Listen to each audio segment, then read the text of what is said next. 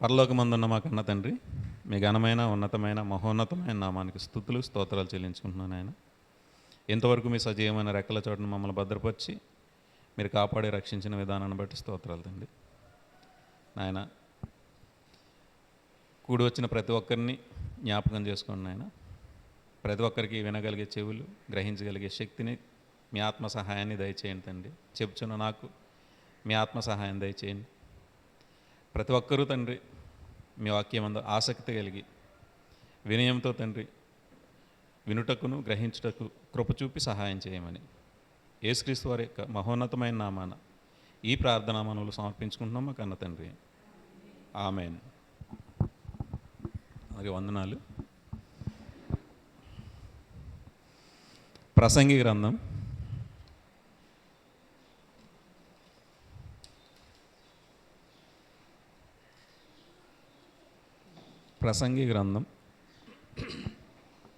6వ అధ్యాయము. ప్రసంగి గ్రంథము 6వ అధ్యాయము 7వ వచనం. మనుష్యుల ప్రయాసమంతయు వారి నోటికే కదా, అయినను వారి మనస్సు సంతుష్టి నొందదు. మనుష్యుల యొక్క ప్రయాసమంతా దేని నిమిత్తం? వారి నోటికి, వారి కడుపుకి వాళ్ళు ప్రయాసపడుతున్నారు. అయినా ఏమవుతుంది? వాళ్ళకి సంతుష్టి అంటే సంతృప్తి లేదు. ప్రయాసపడుతున్నారు, కష్టపడుతున్నారు, తెచ్చుకుంటున్నారు, తింటున్నారు, అయినా సంతృప్తి లేదు. మరి దేని నిమిత్తం ప్రయాసపడితే సంతృప్తి ఉంటుంది? దాన్ని మనం ఆలోచించాలి. ఎంతసేపు మనం కడుపుకే ప్రయాసపడి కడుపుకే తింటుంటే ఈ ప్రయాస అంతా పడి సంతృప్తి లేనప్పుడు మరి దేని నిమిత్తం మనం ప్రయాసపడుతున్నాం? ప్రయోజనం ఏంటి? దేవుడు అన్నారు, మీరు ప్రయాసపడేదంతా మీ నోటికే, మీ కడుపుకే. దానివల్ల మీకు సంతృప్తి ఉండదు. సంతృప్తి లేని జీవితం మరి దేని నిమిత్తం బ్రతుకుతున్నాం? అదే ప్రసంగి గ్రంథం 11వ అధ్యాయము 9వ వచనం. యవ్వనుడా, నీ యవ్వనమందు సంతోషపడుము, నీ యవ్వన కాలమందు నీ హృదయము సంతుష్టిగా ఉండనిమ్ము. నీ కోరిక చొప్పునను నీ దృష్టి యొక్క ఇష్టము చొప్పునను ప్రవర్తింపుము. అయితే వీటన్నిటిని బట్టి దేవుడు నిన్ను తీర్పులోనికి తెచ్చునని జ్ఞాపకముంచుకొనుము. లేత వయసును నడిప్రాయము గతించిపోనివి గనుక నీ హృదయములో నుండి వ్యాకులమును తొలగించుకొనుము, నీ దేహమును చెరుపుదాన్ని తొలగించుకొనుము. ఇక్కడ దేవుడు ఏమంటున్నారు? యవ్వనుడా, నీ యవ్వనమందు సంతోషపడు, నీకు ఇష్టం వచ్చినట్టు సంతోషపడు, తిను, తిరుగు. నీ హృదయాన్ని సంతోషంగా ఉండని. నీ కోరికల చొప్పున, నీ ఇష్టం చొప్పున నడుచుకో, ఏ ఇబ్బంది లేదు, నీకు నచ్చినట్టు తిరుగు. అయితే వీటన్నిటిని బట్టి నిన్ను తీర్పులోనికి తెచ్చునని జ్ఞాపకముంచుకొనుము. నీ ఇష్టానుసారంగా నేను కష్టపడుతున్నాను కదా, నేను ప్రయాసపడుతున్నాను కదా, నా ఇష్టం నేను తింటాను అంటే దేవుడు తినమంటున్నాడు, నీ ఇష్టానుసారంగా తిరగమంటున్నాడు. దేవుడు ఎక్కడా ఇబ్బంది పెడతలేదు, స్వేచ్ఛనిచ్చాడు. నీ ఇష్టానుసారంగా తిరుగు, తిను, తృప్తిపడు, నచ్చినట్టు చేయి అంటున్నాడు. అయితే చనిపోయిన తర్వాత ఏముంది? మనకి తీర్పు ఉంది. ఆ తీర్పుకి మీరు భయపడి బ్రతకండి. మీరు తీర్పులోనికి వస్తారు. కాబట్టి మీరు చేసే పనిని మీరు జాగ్రత్తగా ఆలోచించుకోండి, ప్రయాసపడండి. దేని నిమిత్తం ప్రయాసపడుతున్నారో మీరు జ్ఞాపకం ఉంచుకోండి. మీరు ఒకరోజు తీర్పులోనికి వస్తారని జ్ఞాపకం ఉంచుకోండి. మర్చిపోకుండా మీరు దాన్ని జ్ఞాపకం ఉంచుకోండి. లేత వయసు నడిప్రాయం గతించిపోతాయి. ఈ శరీరం యవనంలో ఉండదు. ఒకసారి యవనం దినదినం వృద్ధి పొంది మనం యవనంలోకి వస్తాం, నడిప్రాయంలోకి వస్తాం. అది ఎల్లకాలము నిలబడదు, అది గతించిపోద్ది. అయితే నీ హృదయంలో ఉన్న వ్యాకులాన్ని తీసివేసుకో, తొలగించుకో.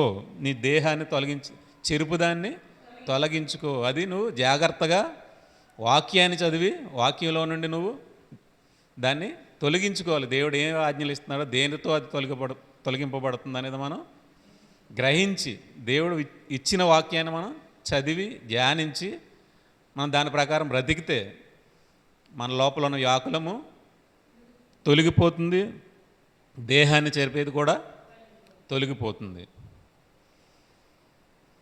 సంఖ్యాకాండం. అయితే దేవుడు ఇజ్రాయెల్కి ఎన్నో మేలు చేసి ఐగుప్తు నుండి కనానానికి తీసుకొచ్చిన తర్వాత వాళ్ళు ఏమంటున్నారు దేవుణ్ణి? సంఖ్యాకాండము 11వ అధ్యాయము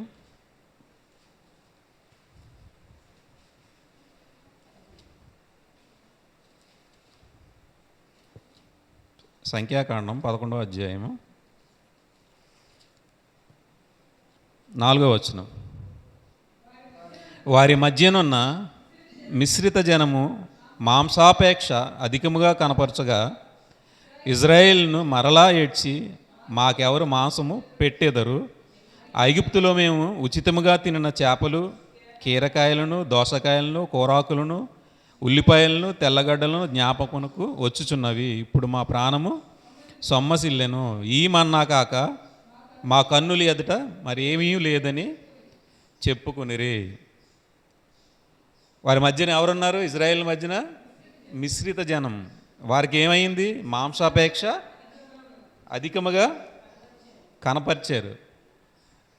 ఇప్పుడు మనం మిశ్రిత జనం మధ్య ఉన్నప్పుడు మనకి వాళ్ళ ఇష్టం వచ్చిన వాళ్ళ కోరికల చొప్పున మనం ఏమైపోతాం? మనం కూడా తిరిగిపోతాం. వారి మధ్యనున్న మిశ్రిత జనం ఏం చేస్తున్నారు? మాంసాపేక్ష వారికి అధికముగా ఉంది. వాళ్ళకి ఏదైతే కోరికలు ఉన్నాయో వాళ్ళ మధ్యన ఉన్నవారు ఏం చేస్తున్నారు? అధికముగా వాళ్ళు ఆశించి ఇజ్రాయెల్ని వాళ్ళు ఏం చేస్తున్నారు? దేవునికి మొరపెట్టేలా వాళ్ళని ప్రేరేపిస్తున్నారు. వాళ్ళ వల్ల ఇజ్రాయెల్ ఏం చేశారు? దేవునికి మొరపెట్టి ఏం చేస్తున్నారు? మేము ఐగుప్తులో ఉన్నప్పుడు మాకు చేపలు ఉన్నాయి తింటా ఉచితముగా ఫ్రీగా వచ్చినాయి మాకు అంటున్నారు.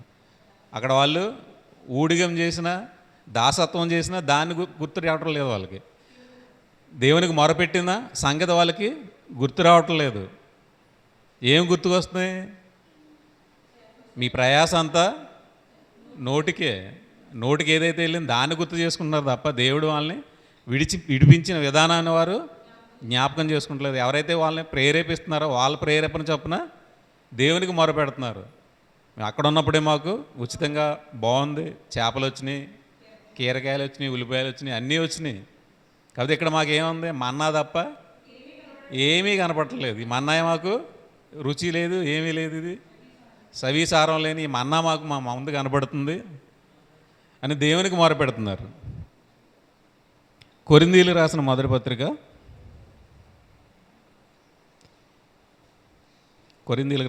పత్రిక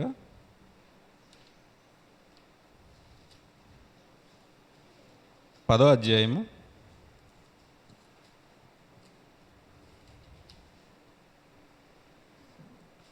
6వ వచనం. వారు ఆశించిన ప్రకారము మనము చెడ్డవాటిని ఆశింపకుండునట్లు ఈ సంగతులు మనకు దృష్టాంతములుగా ఉన్నవి. వారు ఏం చేశారు? చెడ్డవాటిని ఆశించారు. చెడ్డవాటిని ఆశించి ఏం చేశారు? వాళ్ళు నాశనాన్ని కొని తెచ్చుకున్నారు. మాకు అది లేదు, ఇది లేదని.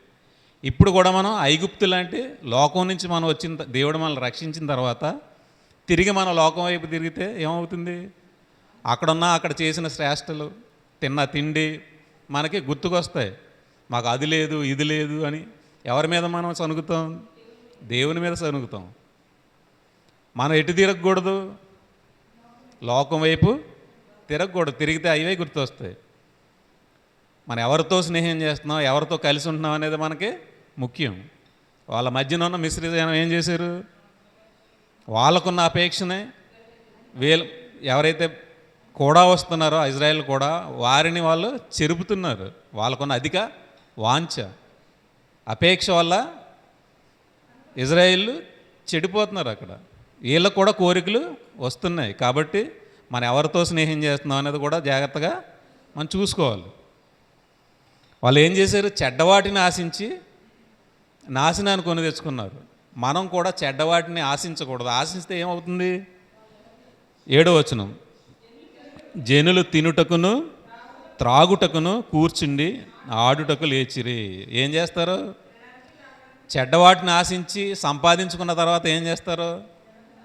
తినడానికి కూర్చుంటారు, తాగడానికి కూర్చుంటారు. అయిన తర్వాత తినడం తాగడం అయిన తర్వాత ఆడుటకు లేస్తారు. ఇష్టానుసారంగా ఎగరడానికి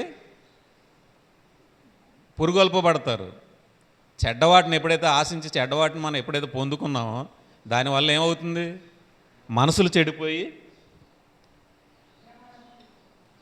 వారిలో కొందరు వలె మీరు విగ్రహారాధకులై ఉండకడి. విగ్రహారాధన అంటే లోపలున్న బలమైన కోరికలు. ఆ కోరికల వల్ల ఏమైపోతున్నాం?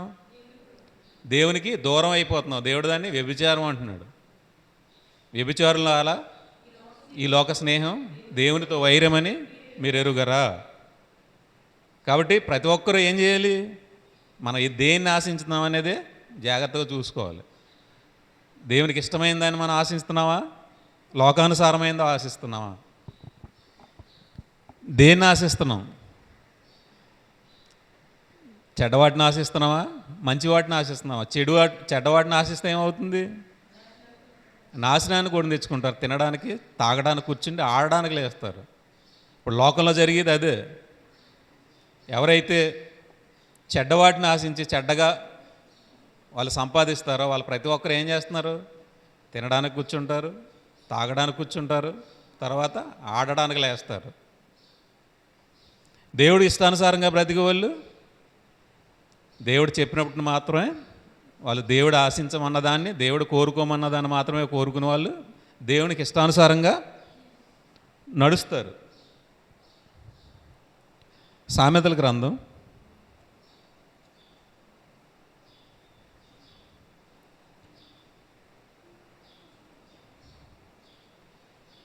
4వ అధ్యాయము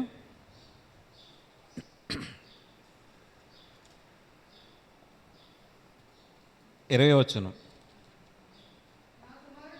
నా కుమారుడా, నా మాటలను ఆలకింపుము, నా వాక్యములకు నీ చెవి ఒగ్గుము.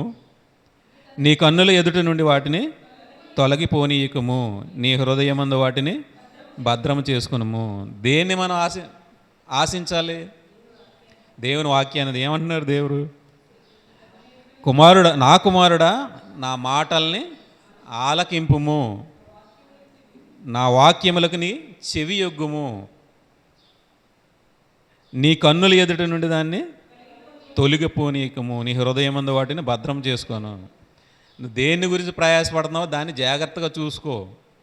నీ నోటి నిమిత్తం దాన్ని ప్రయాసపడితే అది నాశనానికి తీసుకెళ్తుంది.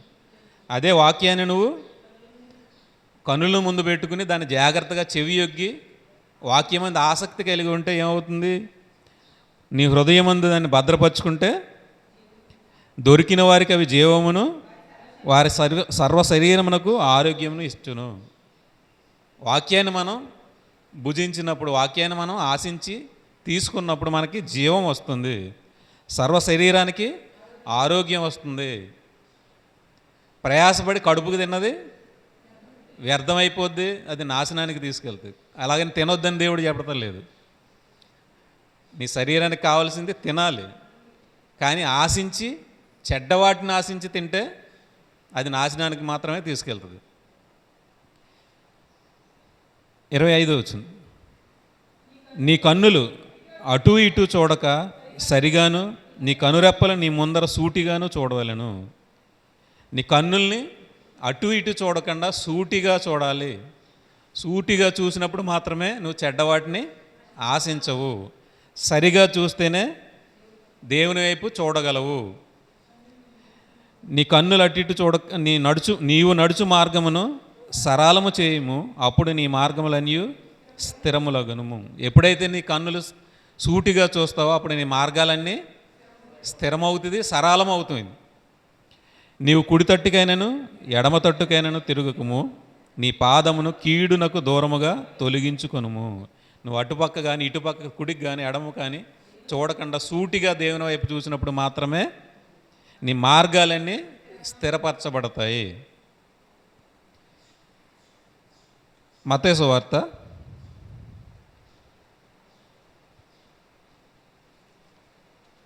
6వ అధ్యాయము 33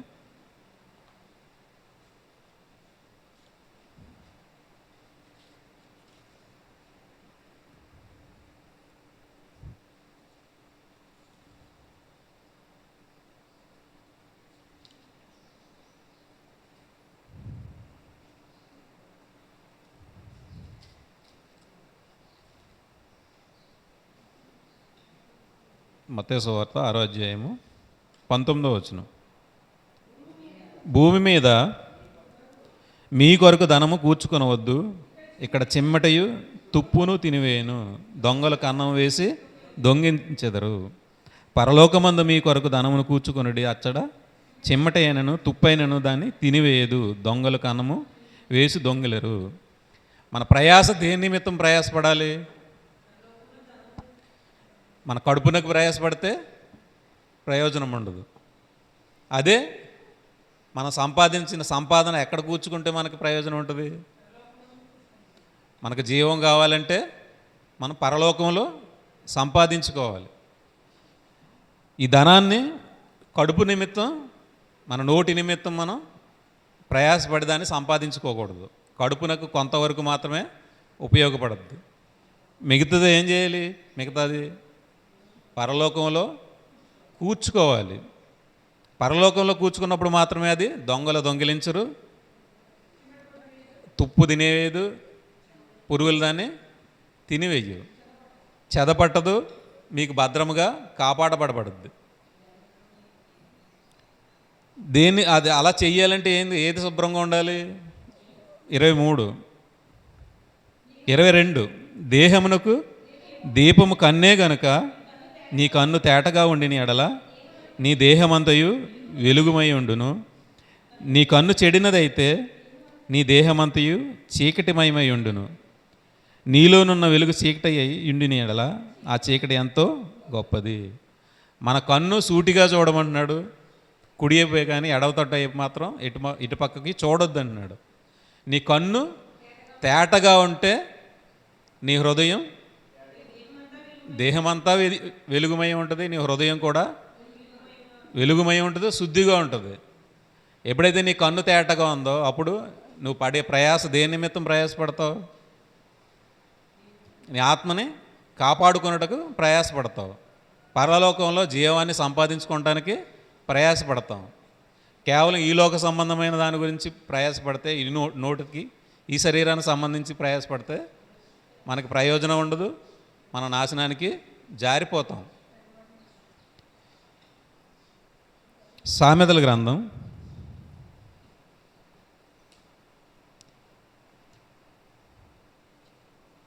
20వ అధ్యాయం 13వ వచనం. లేమికి భయపడి నిద్రయందు ఆసక్తి విడువుము, నీవు మేల్కొని ఉండిన ఎడల ఆహారము తిని తృప్తి పొందుదువు. మన కడుపునకి ప్రయాసపడి కడుపుకే తింటే ఏమైపోతాం? నిద్రలోకి జారిపోతాం. వాక్యానుసారంగా ఆత్మీయ నిద్రలోకి, ఆత్మీయ లేమిలోనికి వెళ్ళిపోతాం. దేవుడు ఏమంటున్నారు? లేమికి భయపడి, ఆత్మీయ లేమికి భయపడి మీరు ఏం చేయాలి? నిద్ర ఎందు ఆసక్తి విడాలి. నిద్ర ఎందు ఆసక్తి విడిచి ఏం చేయాలి? నువ్వు మేలుకుని ఉండి నెడల ఆహారం తిని తృప్తి పొందెదవు. నీకు సంతృష్టి లేదు అంటే ఏం కావాలి? ఆత్మీయ ఆహారం కావాలి. నా వాక్యాన్ని మీరు గ్రహించాలి అంటున్నాడు దేవుడు. అలాగే అదే సామెతల గ్రంథం 21వ అధ్యాయము 17వ వచనం.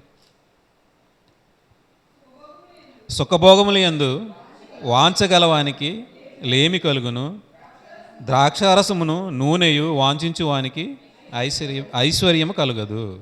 ఎవరైతే సుఖభోగములు యందు వాంఛ కలిగి ఉంటారో వాళ్ళకి లేమి ఉంటుంది. శరీర సంబంధమైన లేమి ఉంటుంది, ఆత్మీయ లేమి కూడా ఉంటుంది. కాబట్టి దేవుడు ఏమంటున్నాడు? మీరు మేల్కొని దేవుని వాక్యం యందు ఆసక్తి కలిగి ఉండండి, అప్పుడు మీకు ఆహార సమృద్ధి ఉంటుంది. అంటే ఆత్మకు సంబంధించిన ఆత్మీయ ఆహారం మీకు సంతృప్తిగా దొరుకుతుంది. మీ ఆత్మకి సంతృప్తి ఉంటుంది, శరీరానికి సంతృప్తి ఉంటుంది, ఆత్మకి సంతృప్తి ఉంటుంది. మీరు నిద్ర యందు ఆశ కలిగి నిద్రమత్తులో ఉంటే లేమిలోకి వెళ్ళిపోతారు, నాశనానికి వెళ్ళిపోతారు. ఇర్మియా గ్రంథం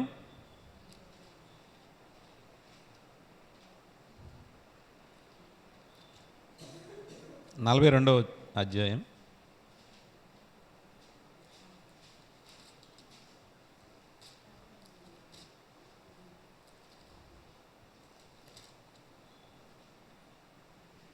ఇర్మియా గ్రంథం 42వ అధ్యాయము 14వ వచనం. అయితే మీరు మీ దేవుడైన యెహోవా మాట వినని వారై ఈ దేశమందు కాపురముండక మునుపు ఐగుప్తు దేశమునకు వెళ్ళుదము. మనము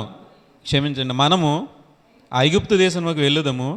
అక్కడ యుద్ధము చూడకయు, బోరధ్వని వినకయు, ఆహారపు లేమి చేత ఆకలి గొనకయు ఉందుము. గనుక అక్కడనే కాపురం ఉందుమని మీరు అనుకుని ఎడల యూదావారిలో శేషించిన వారులారా, యెహోవా మాట ఆలకించుడి. ఇజ్రాయేలు దేవుడును సైన్యములకు అధిపతియునగు యెహోవా ఇలాగ సెలవిస్తున్నాడు, ఐగుప్తునకు వెళ్ళవలనని నిశ్చయించుకుని అక్కడనే కాపురమునుటకు మీరు వెళ్ళిన ఎడల మీరు భయపడుచున్న ఖడ్గము అక్కడను ఐగుప్తు దేశముననే మిమ్మను తరిమి పట్టుకొనును. మీకు భయము కలుగు చేయు క్షామము ఐగుప్తులోనే మిమ్మను తరిమి కలుసుకొను. అక్కడనే మీరు చత్తురు. దేవుని యొద్దకు వచ్చిన తర్వాత మళ్ళీ లోకం వైపు చూస్తే ఏమైపోతుంది? చచ్చిపోతారు అని అంటున్నాడు దేవుడు. దేనికైతే భయపడి మళ్ళీ వాక్యంలోకి వచ్చిన తర్వాత, దేవుడికి బాప్తీసం తీసుకున్న రక్షణలోకి వచ్చిన తర్వాత, దేవుడిని ఇష్టపడి నాకు పరలోకం కావాలి, నిత్యజీవం కావాలని వచ్చిన తర్వాత మళ్ళీ ఐగుప్తు వైపుకి చూస్తే, లోకం వైపు చూస్తే ఏమైపోతుంది? ఇక్కడ మీరు దేని గురించి అయితే భయపడి వెళ్తున్నారో లేమి ఉండదు, ఆహారం ఉండదు, మనకు లేమి కలగదు, యుద్ధం ఉండదు, ఎవరో మనల్ని ఏమి అనరు అని దేన్ని ఏదైతే ఆలోచించుకుని ఐగుప్తు వైపు మళ్ళీపోతున్నారో, లోకం వైపు మళ్ళీపోతున్నారో వాళ్ళు ఏమైపోతున్నారు? మీరు భయపడుచున్న ఖడ్గము ఐగుప్తు దేశంలో మిమ్మల్నే తరిమి పట్టుకొను. మిమ్మల్ని మరీ తరిమి పట్టుకుంటుంది. మీరు అక్కడనే చచ్చిపోతారు. ఏ ఖడ్గాన్నైతే చూసి, దేన్నైతే చూసి భయపడి మరి తిరిగి మళ్ళీ లోకం వైపు వెళ్తున్నారో ఆ ఖడ్గమే మిమ్మల్ని చంపుతుంది. మీరు భయపడి వెనక్కి తిరగవద్దు, వాక్యంలోనే ఉండండి అని దేవుడు మనకి తెలియజేస్తున్నారు వాక్యం ద్వారా. ఒకసారి వాక్యంలోకి వచ్చి వాక్యాన్ని రుచి చూచి మళ్ళీ ఇందులో శ్రమలు ఉన్నాయి, ఇబ్బందులు ఉన్నాయని మళ్ళీ శరీర ఆశల వైపు వెళ్ళిపోయి శరీరాన్ని ఆస్పదంగా చేసుకుని మళ్ళీ లోకం వైపు చూస్తే, దేని నిమిత్తం అయితే లోకంలోకి వెళ్తున్నారో అదే మిమ్మల్ని చంపుతుంది అని వాక్యం మనకు సెలవిస్తుంది. కాబట్టి మనం ఎంత మాత్రం లోకం వైపుకి చూడకూడదు. మన ప్రయాస అంతా కడుపు నిమిత్తం ఉండకూడదు. మన చూపు సూటిగా ఉండాలి, అది వాక్యం వైపు మాత్రమే చూడాలి. వాక్యం చేత పట్టుకుని ముందుకి మనం కొనసాగాలి. కుడికైనా ఎడమకైనా తిరగకూడదు. తిరిగేమో మనం పడిపోతాం. దేని నిమిత్తం అయితే భయపడి మనం వెళ్తున్నామో దానితోనే మనం నాశనం అయిపోతాం. ఒకసారి మనం యుద్ధంలోకి వచ్చిన తర్వాత మళ్ళీ మనం లోకం వైపు తిరిగి వెళ్తే మనకి ఎన్నో శ్రమలు ఎదురవుతాయి, ఇబ్బందులు ఎదురవుతాయి. ఇక్కడ మనం ఊరియా గారి గురించి చదువుకుంటాం. ఊరియా గారు బాగుంది. అక్కడ ఊరియా గారు ఏం చేశారో ఒకసారి చూద్దాం. 2 సమూయేలు 11వ అధ్యాయం 11వ వచనం. అంటే అక్కడ దావీదు గారు తప్పు చేసిన తప్పుకి దాన్ని కప్పుపుచ్చుకోవడానికి ఊరియా గారు యుద్ధంలో ఉన్నప్పుడు అతన్ని మళ్ళీ తిరిగి తీసుకొచ్చి ఏం చేస్తున్నారు? నువ్వు నీ ఇంటికి వెళ్ళి నీ భార్యతో ఉండు అని తన తప్పుని కప్పిపుచ్చుకోవడానికి ఊరియా గారిని పిలిపించి ఊరియా గారితో మాట్లాడుతున్నారు. అక్కడ 10వ వచనం. ఊరియా తన ఇంటికి పోలేదన్న మాట దావీదు వినినప్పుడు దావీదు ఊరియాని పిలిపించి, నీవు ప్రయాణం చేసి వచ్చితివి కదా, ఇంటికి వెళ్ళకపోతివేమని అడుగగా, ఊరియా మందసమును ఇజ్రాయేల్ వారును యూదా వారును గుడారంలో నివసించుచుండగను, నా అధిపతియగు యోవాబును నా ఏలినవాడయగు నీ సేవకులను బయట దండులోనుండగా భోజన పానములు చేయుటకును నా భార్య యొద్ద పరుండుటకును నేను ఇంటికి పోదునా? నీ తోడు, నీ ప్రాణం తోడు నేను అలాగూ చేయువాడు కానని దావీదుతో అనెను. ఎవరైతే చేయవలసిన పని చేయక తప్పు చేసి మళ్ళీ దాన్ని కప్పిపుచ్చుకోవడానికి పిలిపించి ఊరియా గారిని, యుద్ధానికి వెళ్ళకుండా నువ్వు ఇక్కడ ఇంటికి వెళ్ళి భార్యతో ఉండమన్నప్పుడు ఏమంటున్నారు ఊరియా గారు? నేను ఇలాంటి సమయంలో నేను నీ ఇంటి దగ్గర ఉండి నా భార్యతో సుఖపడతానా? దేవుని మందసం యుద్ధంలో ఉంది. సైనికులు, సేవకులు, అధిపతులు, సేనాధిపతులు అందరూ యుద్ధంలో ఉన్నారు. అలాంటిది నేను వచ్చి భోజన పానాలు చేసి ఇంటి దగ్గర సుఖించదనా అని అడుగుతున్నాడు అక్కడ ఊరియా. అక్కడ కొత్త నిబంధన లేదు వారికి, పాత నిబంధన మాత్రమే. అయినా ఊరియా కూడా ఇజ్రాయెల్కి సంబంధించిన వారు కూడా కాదు, హిత్తీయుడైన ఊరియా. అయినా కూడా దేవుని యందు భయభక్తులు కలిగి యుద్ధంలోకి వెళ్ళినప్పుడు యుద్ధ నీతిని పాటిస్తున్నాడు. మరి ఇప్పుడు మనం ఏం చేస్తున్నాం? లోకంలో నుంచి మనం యుద్ధంలోకి వచ్చాం. యుద్ధంలో ఉన్నప్పుడు మనం దేన్ని ఆశిస్తున్నాం? లోకాన్ని ఆశించి తినడానికి తాగడానికి వెళ్తున్నామా? దేవుడు మనకు చెప్పిన పని వదిలిపెట్టి నేను లోకంలోకి వెళ్ళుదనా అని నేను ఆలోచించుకుంటున్నాను. తినడానికి తాగడానికి ఇది సమయమా అని అప్పుడే ఎలీషా గారు అన్నారు. ఇది తినడానికి తాగడానికి సమయమా ఇది అని ఎవరితో అన్నారు? గెహజీతో అన్నారు. ఇది సమయం కాదు, నువ్వు తినడానికి సంపాదించడానికి సమయం ఇప్పుడు కాదు, ఇది యుద్ధ సమయం, దేవుని పని మనం చెయ్యాలి అని అప్పుడే అన్నప్పుడు ఇక్కడ ఊరియా గారు దాన్ని నిర్వర్తిస్తున్నారు, దాన్ని నెరవేరుస్తున్నారు. చేయవలసిన దావీదు గారు చేయకుండా దాన్ని తప్పులోకి తీసుకెళ్ళడానికి ప్రయత్నిస్తే ఊరియా గారు ఏం చేస్తున్నారు? దేవుని యందు భయభక్తులు కలిగి, దేవుని మందసం అక్కడ ఉంది, సైనికులు అక్కడ ఉన్నారు, సేవకులు అక్కడ ఉన్నారు, నేను వెళ్ళను అని ఖచ్చితంగా చెప్తున్నారు. 13వ వచనం, అంతలో దావీదు అతన్ని భోజనముకు పిలిపించాను, అతడు బాగుగా తిని త్రాగిన తర్వాత 13వ వచనం, అంతలో దావీదు అతన్ని భోజనములకు పిలిపించాను, అతడు బాగుగా తిని త్రాగిన తర్వాత దావీదును అతన్ని మత్తునిగా చేశాను. సాయంత్రమున అతడు బయలు వెళ్ళి తన ఇంటికి పోక తన ఏలిన వాని సేవకుల మధ్యన పడక మీద పడుకున్నాను. ఇప్పుడు ఊరియా గారు తిని తాగి మత్తునిగా ఉన్నా కూడా ఏం చేశారు? తన ఇంటికి వెళ్ళలేదు. తన అంత తిన్నా, అంత చేసినా, అంత మత్తునిగా ఉన్నా కూడా తన పనిని మర్చిపోలేదు. తన దేని నిమిత్తం అయితే పోరాడుతున్నాడో ఆ పోరాటం నిమిత్తం తన ఇంటికి వెళ్ళలేదు. రాజు ఆజ్ఞ ఇస్తున్నా నువ్వు ఇంటికి వెళ్ళి సుఖపడు అని చెప్తున్నా ఊరియా గారు తన పనిని ఎంతమాత్రం మర్చిపోలేదు. మరి ఇప్పుడు మనం ఏం చేస్తున్నాం? మన ప్రయాస అంతా కడుపుకే. తిని మనం ఏం చేస్తున్నాం? దేవుని వాక్యానికి విధేయులుగా ఉంటున్నామా, అవిధేయులుగా ఉంటున్నాం? మన ఇష్టానుసారంగా వెళ్ళిపోయి మన నచ్చినట్టు చేసుకుంటున్నామా? చేయడానికి అక్కడ ఊరియా గారికి చాలా అవకాశం ఉంది. స్వయాన రాజే చెప్తున్నాడు నువ్వు వెళ్ళి ఇంటికాడ సుఖపడు అంటున్నాడు. అయినా ఏమంటున్నాడు? నేను సుఖపడడానికి ఇది సమయం కాదు, దేవుడు మందసం యుద్ధంలో ఉంది, సైనికులు ఉన్నారు, అధిపతులు ఉన్నారు, సేనాధిపతులు ఉన్నారు, అందరినీ అక్కడ పెట్టుకుని నేను ఇక్కడ సుఖపడినా అని దేవుని యందు భయభక్తులు కలిగి వెళ్ళటం లేదు ఇంటికి. ఒకవేళ అక్కడ దావీదు గారు తప్పుగా ఆలోచించి తప్పు చేసి చంపించిన దేవుని యందు భయభక్తులు కలిగి ఉన్నాడు కాబట్టి దేవుడు అతను వదిలిపెట్టాడా? విడిచిపెట్టలేదు. దేవుడు తన పక్షాన్ని పోరాడాడు. మనం దేవుని పక్షాన పోరాడినప్పుడు దేవుడు మన పక్షాన పోరాడతాడు. ఇక్కడ ఊరియా గారు దేవుడి పక్షాన పోరాడాడు. ఊరియా గారి తరపున ఎవరు పోరాడారు? అతను చనిపోయాడు. ఊరియా గారు ఎవరు చూడలేదు.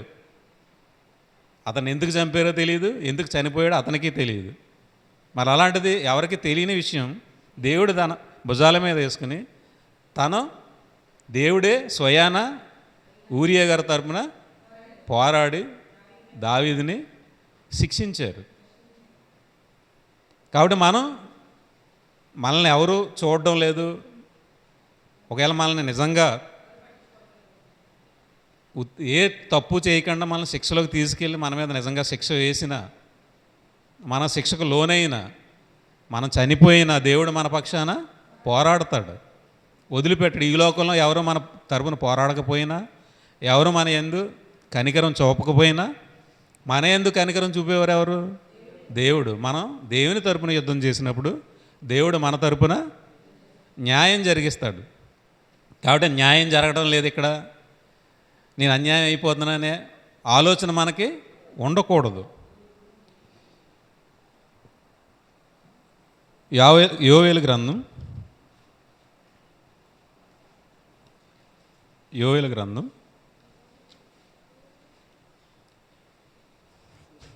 2వ అధ్యాయము,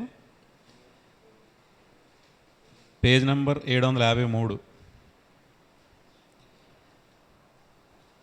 2వ అధ్యాయము 23వ వచనం.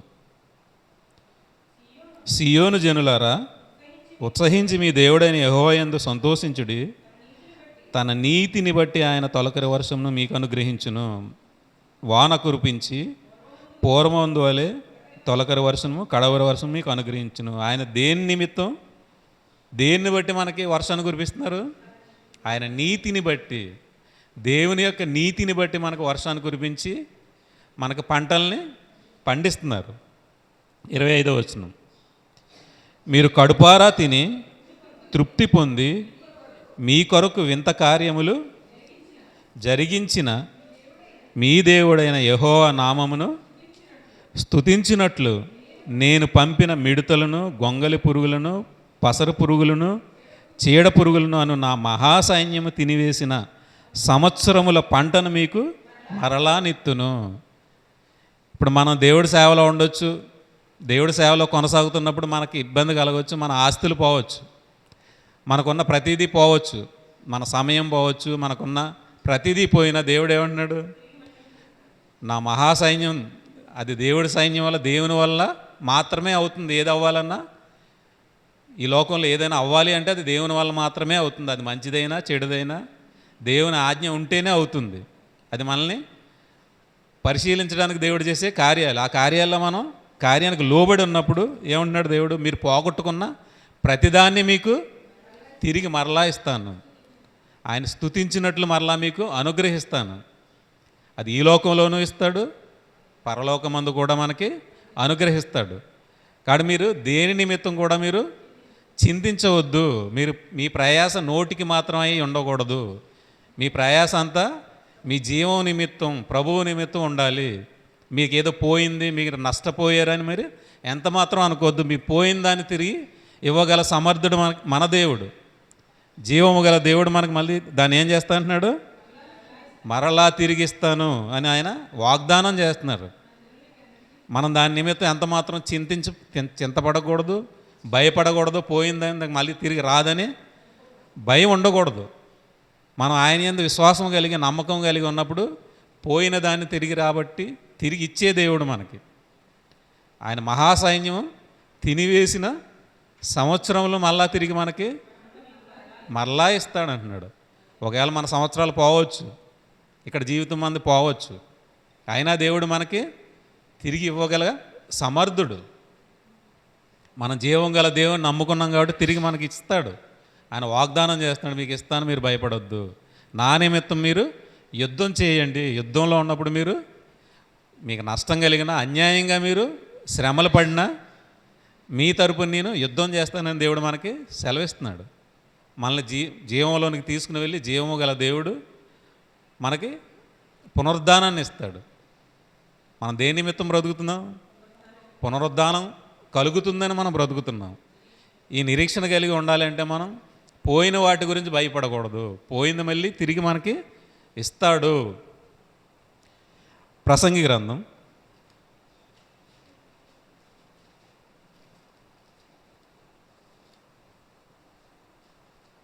5వ అధ్యాయము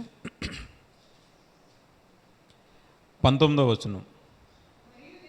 మరియు దేవుడు ఒకనికి ధనధాన్య సమృద్ధి ఇచ్చి దాని యందు తన భాగము అనుభవించుటకును, అన్నపానములు పుచ్చుకొనుటకును, తన కష్టార్జితమందు సంతోషించుటకును వీలు కలుగజేసిన ఎడల అతనికి ఆ స్థితి దేవుడి ఆశీర్వాదం వలన కలిగినదనుకొనవలెను. అట్టి వాటిని దేవుడు హృదయానందము దయచేసి ఉన్నాడు గనుక అతడు తన ఆయుష్కాల దినములను జ్ఞాపకము చేసుకున్నాడు. ఒకనికి దేవుడు ధనధాన్య సమృద్ధి ఇచ్చి దాని యందు తన భాగమును అనుభవించుటకును, అంటే ఒకరికి దేవుడు ధనము, ధాన్యము, సమృద్ధి ఇచ్చినప్పుడు మొత్తం అంతా అతనిది కాదు, తనకొక భాగము మాత్రమే ఉంది. అక్కడ దేవుడు తెలియజేసేది ఏంటి? తన భాగము. ఒకనికి 100 కోట్లు ఉంటే 100 కోట్లు అతనివి కావదు అని దేవుడు తెలియజేస్తున్నాడు. ఒక్కనికి ధనధాన్య సమృద్ధి కలగజేస్తే దాంట్లో తన భాగం మాత్రమే అనుభవిస్తాడు. ఒక ఇంట్లో ఒక కుటుంబానికి 100 కోట్లు ఉన్నప్పుడు 100 కోట్లు ఒకరే అనుభవించరు, అది ఒక్కరికే చెందదు. తనకు ఒక్క భాగం మాత్రమే ఉంది, ఆ ఒక్క భాగం మాత్రమే అతను అనుభవిస్తాడు. ఇదంతా నాది అని అనుకోకూడదు అని దేవుడు మనకు సెలవిస్తున్నాడు. ప్రతి ఒక్కరు ఏమంటారు, ఇది నాది, నేను సంపాదించానంటాడు. దాన్ని అనుభవిస్తాడా? అనుభవించాడు. దేవుడికి ఇష్టానుసారంగా బ్రతికితే దేవుడు ఏమంటున్నాడు, తన భాగాన్ని అనుభవిస్తాడు. అనుభవించేటట్లు దేవుడు ఆశీర్వదిస్తాడు. అక్కడ ఏమంటున్నాడు, తన భాగమును అనుభవించుటకును అన్నపానములు పుచ్చుకొనుటకును తన కష్టార్జితమందు సంతోషించుటకును వీలు కలుగజేసిన ఎడల అతనికి ఆ స్థితి దేవుని ఆశీర్వాదం వల్ల మాత్రమే కలుగుతుంది. దేవుని యందు ఎవరైతే భయభక్తులు కలిగి బ్రతుకుతారో, దేవుని యందు నమ్మకము కలిగి విశ్వాసం కలిగి ఎవరైతే బ్రతుకుతారో, దేవుని తరపున యుద్ధం ఎవరైతే చేస్తారో వాళ్ళకి ఏం చేస్తున్నాడు, సంపాదించిన దాన్ని తన భాగాన్ని అనుభవించడానికి దేవుడు వీలు కలుగజేస్తున్నాడు. అది మనం ఎలా అనుభవిస్తున్నాం అనేది మనం జాగ్రత్తగా చూసుకోవాలి. అది మనం సొంతానికి వాడుకుంటున్నామా, ఇష్టానుసారంగా వాడుతున్నామా, దేవునికి వినియోగిస్తున్నాం. దేవునికి వినియోగించినప్పుడు ఏమవుతుంది, అట్టి వానికి దేవుడు హృదయానందము దయచేసి ఉన్నాడు కనుక. దేవునికి ఇష్టానుసారంగా బ్రతికితే ఏమవుతుంది, మనకు హృదయానికి ఆనందం కలుగుతుంది. ఆ హృదయం ఆనందంగా ఉన్నప్పుడు మనకి ఏమవుతుంది, తన ఆయుష్కాల దినములను జ్ఞాపకం చేసుకున్నాడు. మనిషికి హృదయంలో ఆనందం కలిగినప్పుడు, దేవునికి ఇష్టానుసారంగా బ్రతికినప్పుడు, దేవుని ఆశీర్వాదం మన మీద ఉన్నప్పుడు మనం ఏం చేస్తాం, మన ముందున్న దినాల్ని తర్వాత వచ్చే దినాలను మనం ఎంత మాత్రము జ్ఞాపకం చేసుకోం. ఒకవేళ అలా జ్ఞాపకానికి వస్తున్నాయి అంటే మనలో ఏదో ఆశ ఉంది. ఆశ వల్ల ఏమైపోతుంది, ముందు జరిగిపోయింది గుర్తొస్తుంది, తర్వాత ఏమైపోతుందో అనేది ఆలోచన కూడా మనల్ని చింతలోకి తీసుకెళ్ళిపోతుంది. మీ దేహాన్ని చెరిపిదాన్ని తొలగించుకోండి, మీ వ్యాకులాన్ని తీసివేసుకోండి అంటున్నాడు. అది ఉంది అంటే, హృదయంలో ఆనందం లేదు అంటే, దేవుడు మనకి ఇచ్చిన దాన్ని మనం పూర్తిగా ఆనందించలేకపోతున్నాం అంటే మన లోపల ఉన్న ఏదో చెడు ఆశ, ఆ ఆశ వల్ల మనం ఆనందించలేకపోతున్నాం. కాబట్టి వారు చెడ్డదాన్ని ఆశించి నాశనాన్ని కోరి తెచ్చుకున్నారు. తినడానికి తాగడానికి కూర్చుండి ఆడుటకు లేచారు. అంటే మనలో చెడు ఉంటే మనం ఏం చేస్తాం, ఆనందం మనలో ఉండదు. ఆనందం లేనప్పుడు ఆనందాన్ని కొని తెచ్చుకుంటాకు చూస్తాం. ఇక్కడ దేవుడు ఇచ్చిన ఆనందాన్ని, ఆ హృదయానందాన్ని మన లోపల వచ్చినప్పుడు మనకు వచ్చినప్పుడు ఆనందం ముందు జరిగిందని కానీ తర్వాత జరిగేదాన్ని కూడా మనం ఎంతమాత్రం జ్ఞాపకం చేసుకోం, లెక్కలోకి తీసుకోం. మనం ఎంతసేపు దేవుని ఎందుకు మాత్రమే ఆనందిస్తాం, దేవుని గురించి మాత్రమే మనం ఆలోచిస్తాం. అక్కడ ఊరియా గారు ఏం చేశారు, తన సొంత ఆనందాన్ని ఎంత మాత్రమో చూసుకోలేదు. దేవుని మందసం అక్కడ ఉంది, సేనలు అక్కడ ఉన్నాయి, అందరూ అక్కడ ఉన్నారు, యుద్ధంలో ఉన్నారు. నేను ఇక్కడ సంతోషించడానికి నాకు సమయం కాదు ఇది. తన లోపల ఆనందం ఉంది కదా, ఆనందం లేకుండా లేడు.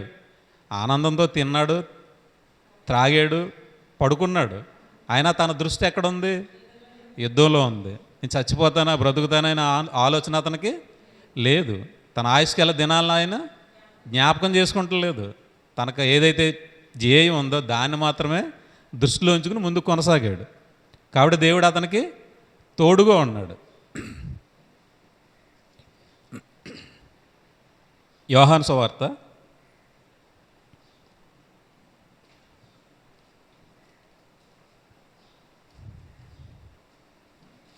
6వ అధ్యాయము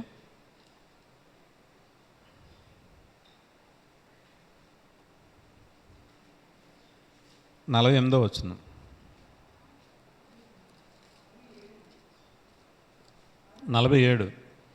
విశ్వసించువాడే నిత్యజీవము గలవాడు, జీవాహారము నేనే. మీ పితరులు అరణ్యంలో మన్నాను తినును చనిపోయేరి. అక్కడ ఏమన్నారు వాళ్ళు, చవి సారాలైన ఈ మన్నా మాత్రమే మా కంటి ముందు ఉంది. అక్కడ చేపలు తిన్నాం, మాంసం తిన్నాం, అయినా మాకు తృప్తి లేదు, సంతృప్తి లేదు. ఇక్కడ ఏమన్నారు, ప్రసంగి గ్రంథంలో మనం మొదటిగా చదువుకుంది, మన ప్రయాస అంతా మన నోటికి, మన కడుపుకి కావాల్సిన ఆహారం ఏంటి, ఇక్కడ జీవాహారం నేనే, నన్ను తిన్నవాడు జీవము గలవాడై ఉంటాడు, ఎంత మాత్రం వాడు చనిపోడు. దీన్ని తినువాడు చావకుండునట్లు పరలోకము నుండి దిగి వచ్చిన ఆహారం ఇదే. పరలోకము నుండి దిగి వచ్చిన జీవాహారము నేనే. ఎవడైనను ఈ ఆహారం భుజించితే వాడు ఎల్లప్పుడూ జీవించును. మరియు నేనిచ్చు ఆహారము లోకమునకు జీవము కొరకైన నా శరీరమే అని నిశ్చయముగా చెప్పుచున్నాను. మనం తినే ఆహారం ఏదై ఉండాలి? వాక్యము. జీవమై ఉన్న యేసుక్రీస్తు వారి యొక్క శరీరాన్ని, రక్తాన్ని మనం పానం చేసినప్పుడు, నా శరీరాన్ని తింటేనే మీరు జీవము గలవారై ఉంటారు అంటున్నారు. ఆయన రక్తాన్ని, శరీరాన్ని మనం ఎలా తీసుకుంటున్నాం? సాదృశ్యముగా తీసుకుంటున్నాం. నా శరీరాన్ని తింటేనే అంటున్నారు. ఇక్కడ ఆయన శరీరాన్ని ఎలా తినగలం? రక్షణలోకి వచ్చి మన పాపాలను ఒప్పుకొని బాప్తిస్మంలోకి వచ్చినప్పుడు ఆయన ఆత్మ ద్వారా మనం ఆయన ఆహారాన్ని మనం తీసుకోగలం. ఆయన శరీరాన్ని తినాలంటే స్ట్రైట్గా వచ్చి తినేస్తే ఆయన అవకాశం మనకి ఇవ్వరు. ముందు మన పాపాలను ఒప్పుకోవాలి. పాపాలను ఒప్పుకొని మనం ఎప్పుడైతే బాప్తిస్మం తీసుకుని రక్షణలోకి వస్తామో అప్పుడు మాత్రమే మనకి అవకాశం ఉంటుంది. జీవం అప్పుడు మాత్రమే మనకి, ఆయన శరీరంలో అప్పుడు మాత్రమే మనం పాలు పంపులు పొందగలం. ఎవరైతే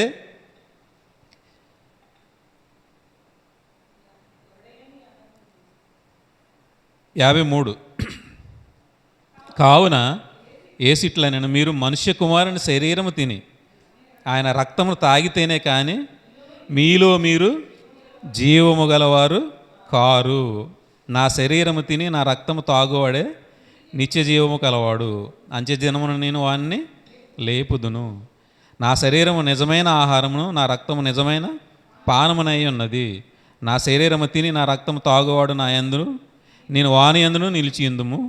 జీవము గల తండ్రి నన్ను పంపెను గనక నేను తండ్రి మూలముగా జీవించున్నట్లే నన్ను తినివాడును నా మూలంగా జీవించును. ఇదే పరలోకము నుండి దిగి వచ్చిన ఆహారము. పితరుల మన్నా తినియు చనిపోయినట్లు కాదు. ఈ ఆహారం తినివాడు ఎల్లప్పుడూ జీవించునని నిశ్చయముగా మీతో చెప్పుచున్నాను. ఏ ఆహారాన్ని అయితే వారు వద్దన్నారో, పక్కన పెట్టేసరి ఈ చవిచారంలోనే ఆహారం మాకు ఇక్కడ ఇచ్చాడు దేవుడు అని దేన్నైతే పక్కన పెట్టారో దానికి సాదృశ్యంగా ఇక్కడ యేసుప్రభు వారు తన శరీరాన్నే మనకి ఇచ్చారు. శిలువలో తన శరీరాన్ని ఛిద్రం చేయించుకుంటకు అప్పగించుకున్నారు. తన రక్తాన్ని మన పాపాల నిమిత్తం ఇచ్చి, మీరు నా మరణాన్ని జ్ఞాపకం చేసుకుంటగే దీన్ని చేయుడి అని సాదృశ్యంగా మనకి రొట్టెను ద్రాక్షరసాన్ని ఇచ్చారు.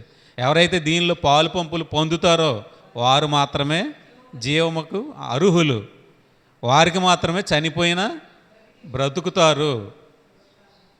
పునరుద్ధానం ముందు యేసుక్రీస్తు వారు రెండవ రాకడలో తిరిగి లేపబడాలి అంటే ఆయన శరీరంలోనూ రక్తంలోనూ మనం పాలు పంపులు పొందాలి.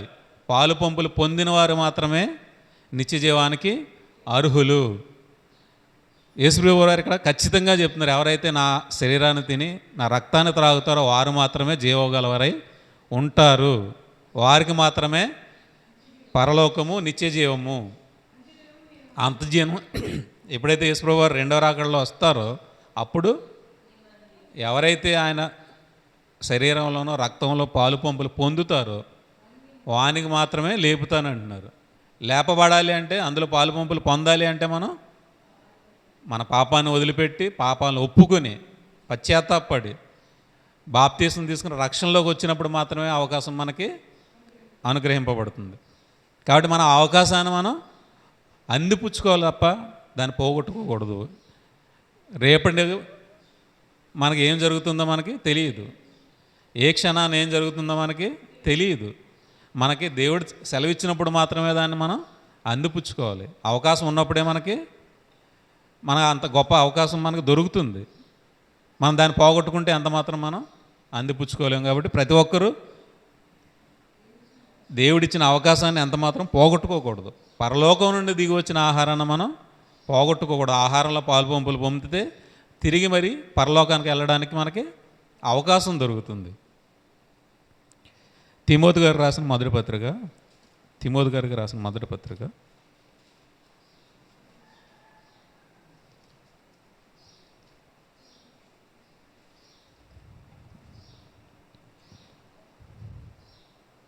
6వ అధ్యాయము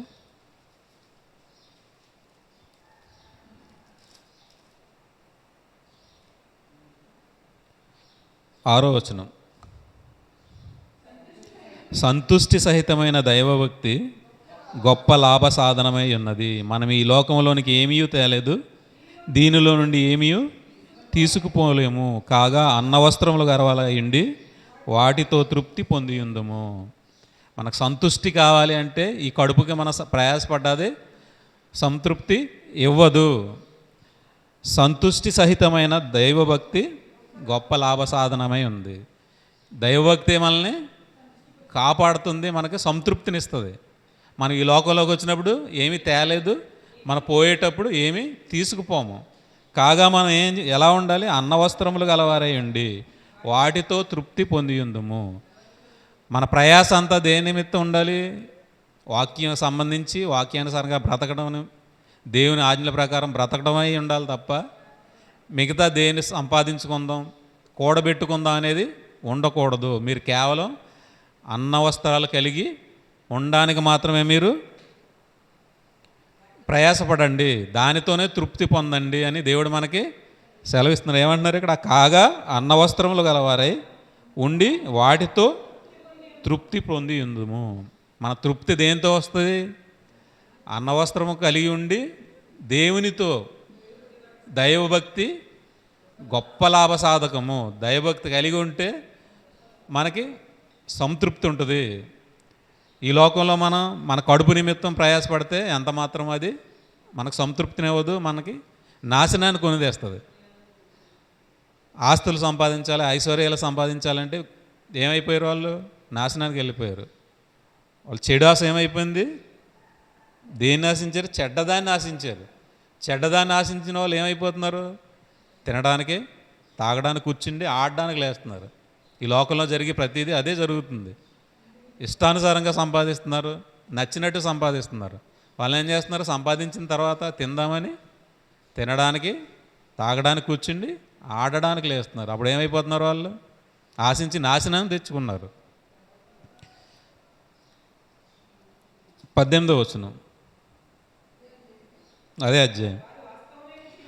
వారు వాస్తవమైన జీవమును సంపాదించుకుని నిమిత్తం రాబో కాలమునకు మంచి పునాది తమ కొరకు వేసుకొనుచు మేలు చేయువారును సత్క్రియలు అని ధనము గలవారును ఔదార్యము గలవారును తమ ధనములో ఇతరులకు పాలిచ్చువారినై ఉండవాలని వారికి ఆజ్ఞాపించుము. మనం దేన్ని సంపాదించుకోవాలి? ఈ జీవనకు సంబంధించి కడుపు నిమిత్తం ప్రయాసపడితే నాశనానికి వెళ్ళిపోతారు. వాస్తవమైన జీవం ఏముంది? మనకి పరలోకం ఉంది. వారు వాస్తవమైన జీవమును సంపాదించుకుని నిమిత్తం రాబో కాలమునకు మంచి పునాది తమ కొరకు వేసుకొనుచు మేలు చేయువారును సత్క్రియలు అని ధనము గలవారును ఔదార్యము గలవారును తమ ధనములో ఇతరులకు పాలిచ్చువారునై ఉండవలనని. ఇక్కడ దేవుడు మనకి ఏం తెలియజేస్తున్నారు? మేలు చేయాలి, ఔదార్యం గలవారు, ప్రతి ఒక్కరికి సహాయం చేసే గుణం ఉండాలి, దేవుని యొక్క పనులు చేయడానికి త్వరపడి వెళ్ళాలి, సత్క్రియలు యందు ఆసక్తి గలవారై ఉండాలి.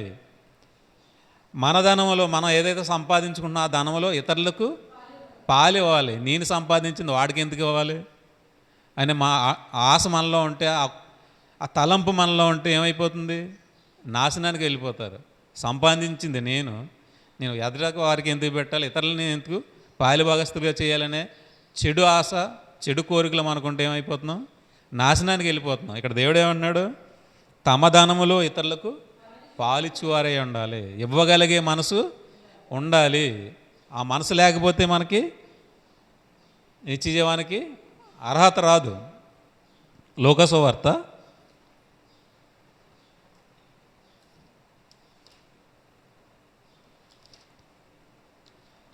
11వ అధ్యాయము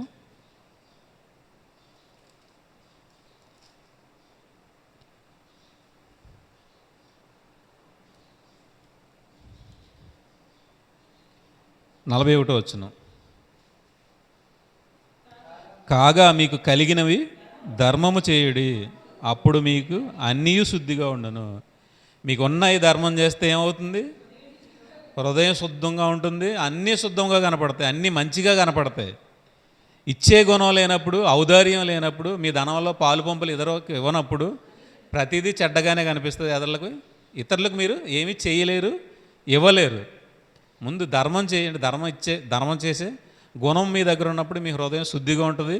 ప్రతిదీ మీకు పరిశుద్ధంగా కనపడుతుంది, శుద్ధముగా కనపడుద్ది. మన ఎదుటివారు శుద్ధముగా కనపడటం లేదు అంటే మనలో ఏదో ఆశ ఉంది, ఆ లోపం ఉంది. ఆ లోపం వల్ల మనం ఏమైపోతున్నాం? ఆశించేవారు చెడ్డవాడిని ఆశించి నాశనాన్ని కూడా తెచ్చుకున్నారు. విగ్రహారాధన అంటే లోపల బలమైన కోరిక, ఆ కోరిక వల్ల ఏమైపోయారు? వ్యభిచారంలో పోయారు. వ్యభిచారం అంటే దేవునికి విరోధమైంది. చెడ్డవాటిని ఆశించి నాశనాన్ని కొని తెచ్చుకున్నారు. మనం అలాంటి నాశనాన్ని కొని తెచ్చుకోకుండా జీవంలోకి వెళ్ళాలి అంటే ఆయన శరీరంలోనూ రక్తంలో పాలు పంపులు పొందాలి. ఇతరులకు మనం సత్క్రియలు యందు మన ధనంలోనూ పాలు పంపులు ఇవ్వగలిగే మనసు ఉండాలి. ఇవ్వగలిగే మనసు, ఔదార్యం ఉన్నప్పుడు మాత్రమే మనం దేవునికి ఇష్టలుగా ఉంటాం. ఆయన పనిలో మనం ముందు కొనసాగగలుగుతాం. అది తిమోతి గారు రాసిన మొదటి పత్రిక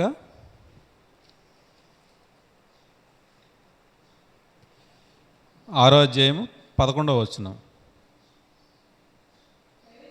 దైవజనుడా, నీవైతే వీటిని విసర్జించి నీతిని, భక్తిని, విశ్వాసమును, ప్రేమను, ఓర్పును, సాత్వికమును సంపాదించుకొనుటకు ప్రయాసపడము. విశ్వాస సంబంధమైన మంచి పోరాడము, నిత్యజీవము చేపట్టుము. దాన్ని పొందుటకు నీవు పిలువబడి అనేక సాక్షులు ఎదుట మంచి ఒప్పుకుంటేవి. మనకి ఈ లోకంలో ఉన్న ప్రతి దాన్ని విసర్జించి మనం ఏం చేయాలి?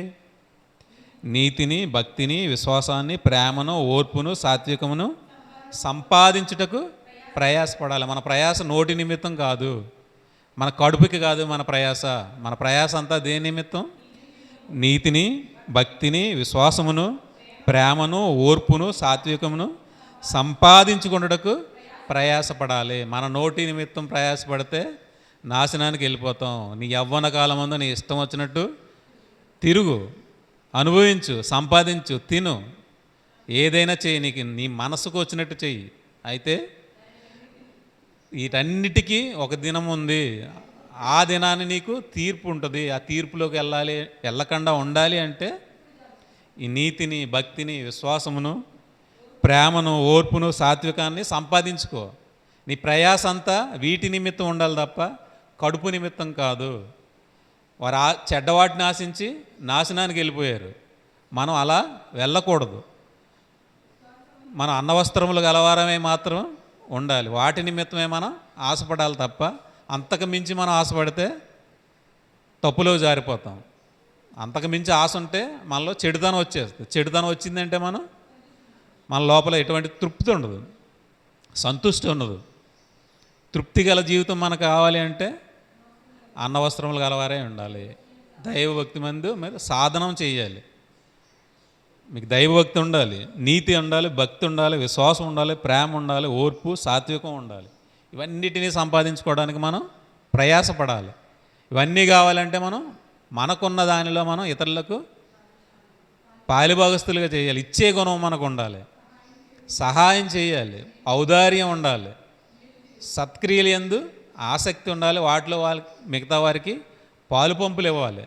నీ ధనములో పాలు పంపులు ఇవ్వాలి, నీ పనిలో పాలు పంపులు ఇవ్వాలి. ప్రతి విషయంలో ఇతరులకు పాలు పంపులు ఇచ్చే గుణం మనకు ఉండాలి. ఆ లక్షణం మనకు ఉండాలి అంటే వాక్యమందు మనం ఆసక్తి కలిగి ఉండాలి. కాబట్టి ప్రతి ఒక్కరికి దేవుడు ఏం తెలియజేస్తున్నాడు? మీ ప్రయాస దేని నిమిత్తం? మంచి పోరాడాలి. ఆ పోరాడితే మనకి నిత్యజీవం ఉంది. నీ నిత్యజీవం కావాలి అంటే పోరాడాలి. ఆయన రక్తాన్ని, ఆయన శరీరాన్ని మనం తినాలి అంటే మనకు రొట్టె, ద్రాక్షరసం మనకు సాదృశ్యంగా ఇచ్చారు. ఆయన మరణాన్ని జ్ఞాపకం చేసుకుంటాకై మీరు దీన్ని చేయుడి అని మనకి ఆయన సెలవిస్తున్నారు. మన వారం నెల తీసుకుంటున్నాం అంటే దేని నిమిత్తం తీసుకుంటున్నాం? ఆయన మరణాన్ని ప్రచురించడానికి. ఆయన మరణాన్ని దేని నిమిత్తం ప్రచురిస్తున్నాం? ఆయన లోనికి వచ్చి ఆయన రక్తం ద్వారా మీరు ప్రతి ఒక్కరూ పరిశుద్ధులుగా ఉండండి. మీ పాపాలను ఒప్పుకొని మీరు రక్షణలోనికి రండి. మీ ప్రయాస అంతా ఈ లోక సంబంధమైనది ఉండకూడదు. మీరు ఎంత ప్రయాసపడ్డా మీ ప్రయాసపడిన ప్రయాసకి ఓ రోజు తీర్పు దినం ఉంది. ఆ తీర్పు దినాన్ని మీరు లెక్క అప్పచెప్పవలసిన వారే అన్నారు. అలా లెక్క అప్పచెప్పకుండా ఉండాలి అంటే ఇప్పుడే మారు మనసు పొంది రక్షణ పొంది ఆయన శరీరంలోనూ రక్తంలోనూ పాలు పంపులు పొందాలి. ఎవరైతే నా శరీరాన్ని తిని రక్తాన్ని త్రాగుతారో వారు మాత్రమే నాలో జీవిస్తారు, జీవము గలవారై ఉంటారు, తమలో తాము జీవము గలవారై ఉంటారు. ఈ జీవం కావాలంటే మనం ఆయనలో పాలు పంపులు పొందాలి. కాబట్టి ప్రతి ఒక్కరూ మన ప్రయాస దేని నిమిత్తం? ఉదయం నుంచి సాయంత్రం వరకు ఎంతో కష్టపడిపోతున్నాం. దేని నిమిత్తం ప్రయాసపడుతున్నాం? ఈరోజు పోయిన దినం గురించి, వచ్చే రోజుల గురించి కూడా మనం ప్రయాసపడకుండా, వాటి గురించి ఆలోచించుకోకుండా ఉండాలి అంటే ఏం చేయాలి? అక్కడ దేవుని యందు భయభక్తులు కలిగి ఆయన ఇచ్చే ఆశీర్వాదం వైపు ఉండాలి. ఆయన ఆశీర్వాదం దేనికి ఇస్తున్నాడు? నిత్య జీవానికి అర్హులుగా ఉండడానికి మనకి ఇస్తున్నాడు. ఒకడు ధనధాన్య సమృద్ధి కలిగి ఉండినను తన భాగంలో పాలు పంపులు పొందాలి అంటే దేవుడు మనకి ఆశీర్వాదం ఉండాలి. ఆశీర్వాదం ఉండాలి. ఆశీర్వాదం పొందుకున్న తర్వాత మనం ఏం చేయాలి? దేహం చెరుపుదాన్ని తీసివేసుకోవాలి. అప్పుడు మాత్రమే మనం పోయిన దాని గురించి, వచ్చే దాని గురించి మనం ఆలోచించుకోం. తన ఆయుష్కాలం నిమిత్తం బాధపడరు. ఏమైపోద్దో, మన జీవితం ఏమైపోద్దో అనే ఆలోచన మనకి ఉండదు. హృదయానందం ఉన్నప్పుడు, హృదయంలో ఆనందం ఉన్నప్పుడు పోయిన రోజులు గుర్తుండవు, వచ్చే రోజుల గురించి కూడా మనం భయపడము, వాటి గురించి మనం చింతపడుతున్నాము అంటే మనలో ఏదో చెడు ఆశలు ఉన్నాయి. ఏదో ఆశను మనం వదిలిపెట్టాలి. దేహాన్ని చెడుపు దాన్ని తొలగించుకోవాలి. తొలగించుకోవాలంటే వాక్యమే మనకి ఆధారం. నీ కన్నులు సూటిగా చూడాలి, సరిగా చూడాలి, వాక్యానికి చెవి యొగ్గాలి. కుడివైపుకైనా ఎడమతొట్టు వైపుకైనా మీరు తిరగవద్దు. సూటిగా వాక్యం వైపే ఉండండి. మీరు అటు ఇటు తిరిగితే లోకంలో ఉన్న ఆశలు మిమ్మల్ని ఏం చేస్తే, అక్కడ ఉన్నప్పుడు చేపలు బాగున్నాయి, మాంసం బాగుంది, ఆ తిరిగినప్పుడే బాగుంది అని మిమ్మల్ని లోకం లాగుతుంది. ఆ లాగకుండా ఉండాలంటే మనం కేవలం వాక్యాన్ని మాత్రమే తినాలి. మీ ప్రయాస అంతా కడుపుకి, నోటికి కాదు, ఆత్మకి కావాలి. ఆత్మకి ఆహారం ఇస్తే ఆత్మ బలపరచబడుద్ది. తద్వారా మనకి నిత్య జీవము అనుగ్రహింపబడుద్ది. ఆత్మ నీరసింపబడిపోయిందంటే దేవుడితో మనకు సంబంధాలు తెగిపోతాయి. శరీరం నీరసపడిపోతే ఏమైపోతుంది? ప్రాణం పోద్ది. ఆత్మ నీరసపడిపోతే ఆత్మ నాశనానికి వెళ్ళిపోతుంది, పాతాళానికి వెళ్ళిపోద్ది. మనకు నిత్య జీవము ఉండదు. నిత్య జీవం దక్కాలి అంటే మనం ఆయన శరీరంలో పాలు పంపులు, రక్తంలో పాలు పంపులు పొందాలి. పాలు పంపులు పొందిన వారు మాత్రమే రక్షింపబడతారు. వారికి మాత్రమే జీవము, నిత్య జీవం వారికి మాత్రమే అనుగ్రహింపబడుతుంది అని దేవుడు మనకి సెలవిస్తున్నారు. కాబట్టి మన దేని నిమిత్తం ప్రయాసపడుతున్నాం మనమే పరీక్షించుకోవాలి. దేవుడు మనకు ఒక మాట తెలియజేసినప్పుడు దేని నిమిత్తం మనకు తెలియజేస్తున్నాడు అనే ఆలోచన మనకు రావాలి. దానికి మనం లోబడి ఉండాలి. దేవుని వాక్యానికి లోబడి ఉండి ఆయన ఆజ్ఞలకు కట్టుబడి ఉన్నప్పుడు ఆయన మనల్ని ఎంత మాత్రమో విడిచిపెట్టాడు. ఇది యుద్ధకాలము. యుద్ధంలో ఉన్నప్పుడు దేవుని తరపున మనం యుద్ధం చేసి మన అన్యాయంగా ఇబ్బందులు పడినా, శ్రమ పడినా, దెబ్బలు తిన్నా, చనిపోయినా మనల్ని దేవుడు ఎంత మాత్రమో విడిచిపెట్టే దేవుడు కాదు. ఆయన జీవము గల దేవుడు, మనకు జీవాన్ని అనుగ్రహించే దేవుడు. కాబట్టి మన తరపున ఆయన న్యాయం జరిగిస్తాడు. తీర్పు దినాన మనం తీర్పులోనికి వెళ్ళం. తీర్పులోనికి వెళ్ళకుండా ఉండాలంటే ఆయన ఆజ్ఞలు పాటిస్తూ మనం సూటిగా చూడాలి. పక్కకు చూస్తే పడిపోతాం. లోకంలో ఉన్న ఆశలు మన మీదకి వస్తాయి. కాబట్టి మనకున్న దానాన్ని, మనకున్న శ్రమని, మనకున్న శక్తిని, ప్రతిదాన్ని మనం దేవునికి సేవకే వినియోగించగలిగే ఆలోచన మనకు ఉండాలి. ఆలోచన ఉండాలి అంటే మన లోపల ఎటువంటి ఆలోచన, లోక సంబంధమైన ఆలోచనలు ఉండకూడదు. అలాంటప్పుడు మాత్రమే మనం దేవుని యొక్క సత్క్రియల్లో మనం పాలు పంపులు పొందుతాం. అలాంటి సత్క్రియల్లో మనం పాలు పంపులు పొంది మనకున్న దాన్ని ఇతరులకు మనకి పాలిచ్చేవారుగా, పాలు పంపులు ఇచ్చేవారుగా మనం ఉంటాం. నీ ధనమయందు ఇతరులకు పాలు ఇవ్వమంటున్నారు. ఔదార్యం ఉండాలి అంటున్నాడు. సత్క్రియలైన ధనమనందు మీరు ఇతరులకు పాలు ఇవ్వమంటున్నాడు. మనం ఎప్పుడైతే దేవుని పని చేస్తున్నామో ఇతరులను కూడా మనం కలుపుకుని వెళ్ళి సంఘముగా మనం కూడుకుని, సమాజంగా మనం కూడుకుని, సమాజంలో మనం దేవుని వాక్యాన్ని ప్రకటిస్తున్నప్పుడు దేవుడు మనకి తోడుగా ఉంటాడు. ప్రతి ఒక్కరిని ఇందులో ఏమంటున్నాడు? పాలు పంపులు ఇవ్వమంటున్నాడు. ప్రతి ఒక్కరికి అవకాశం ఇవ్వమంటున్నాడు. మన ఒక్కరమే దాన్ని అందిపుచ్చుకుని దాన్ని మనమే స్వార్థానికి ఉపయోగించుకోకూడదు. ప్రతి ఒక్కరిని తీసుకురండి. వారు కూడా నిత్య జీవానికి వారసులుగా ఉండాలి. అందరికీ నేను ఈ అవకాశాన్ని ఇస్తున్నాను. ఏ ఒక్కరిని నేను త్రోసివేయను, విడిచిపెట్టను. ప్రతి ఒక్కరికి అవకాశం ఉంది. ఎవరికి వారే తోసిపుచ్చుకుని వెళ్ళిపోతున్నారు తప్ప లోకంలోకి, ఈ లోకంలో ఉన్నప్పుడే నాకు బాగుంది, అక్కడ కూరగాయలు, చేపలు, తినడానికి తిండి, నచ్చినట్టు తిరగడానికి అక్కడే బాగుంది అని వెళ్ళిపోతే ఏం చేస్తుంది? మళ్ళీ ఏదైతే నువ్వు ఆశ కలిగి వెళ్ళిపోతున్నావు అదే నిన్ను తరిమి చంపుతుంది. ఇక్కడికి వచ్చినప్పుడు నాకు ఇబ్బంది కలిగిపోతుంది, శ్రమలు వస్తున్నాయంటే శ్రమను సహించాలి. ఓర్పు, నీతి, భక్తి, విశ్వాసము, ప్రేమను, ఓర్పును, సాత్వికం ఉండాలి మనకి. ఇవి లేనప్పుడు మనం ప్రయాసపడలేము. మళ్ళీ వెనుదిరిగి వెళ్ళిపోతారు. వెనుదిరిగి వెళ్ళిపోతే నువ్వు దేని నిమిత్తం వెనుదిరిగి వెళ్ళావో అదే నిన్ను చంపుతుంది. కాబట్టి మనం ఎన్ని కలిగి ఉండి ప్రయాసపడి మనం నిత్య జీవాన్ని మనం చేపట్టాలి. దాని నిమిత్తమే మనం పిలువబడ్డాం. దాని నిమిత్తమే మనం పోరాడాలి. అనేక సాక్షులు ఎదుట మనం ఒప్పుకోవాలి. నేను నిత్య జీవాన్ని పొందుకోవడానికి నేను యేసుప్రభు వారిని నమ్ముకున్నాను, ఆయన ప్రభువుగా నా మనసులో నేను ప్రతిష్ఠించుకున్నాను, ఆయనే నాకు ప్రభువు, ఆయనే రాజు, ఆయన నిమిత్తమే నేను బ్రతుకుతాను, మిగతా ఏది నాకు వద్దు అని మనం నిశ్చయించుకుని బహిరంగంగా ఎప్పుడైతే ఒప్పుకుంటామో దేవుడు మనల్ని అంగీకరిస్తాడు. అనేకులు ఎదుట మనం ఎప్పుడైతే ఒప్పుకుంటామో ఆయనే నాకు ప్రభు అని, అప్పుడు మాత్రమే మనం రక్షింపబడతాము. అప్పుడు మాత్రమే మనం అంగీకరింపబడతాం. కాబట్టి ప్రతి ఒక్కరూ ఈ విషయాలు మీ మనసులో ఉంచుకుని దేని నిమిత్తం ప్రయాసపడుతున్నాం అనేది మనం జాగ్రత్తగా చూసుకుని మనమే పరీక్షించుకోవాలి. కడుపుకి ప్రయాసపడుతున్నావా? మన ఆత్మను రక్షించుకోవడానికి ప్రయాసపడుతున్నావా? ఈ ప్రయాస దేని నిమిత్తం? మనకున్నదాన్ని దేని గురించి వినియోగించుకుంటున్నాం? శరీరానికి వినియోగించుకుంటున్నామా? ఆత్మను రక్షించడానికి వినియోగించుకుంటున్నాం? ప్రతి విషయంలో మనం విమర్శించుకొని ప్రతి విషయంలో దేవునికి లోబడి బ్రతుకుతూ మనం ముందుకు కొనసాగాలి. ఈ మాటలు మీ మనసులో ఉంచుకుంటారని, ఆ విధంగా కొనసాగుతారని కోరుకుంటూ ఈ నా మాటలు ముగించుకుంటున్నాను. ప్రార్థన చేసుకుందాం.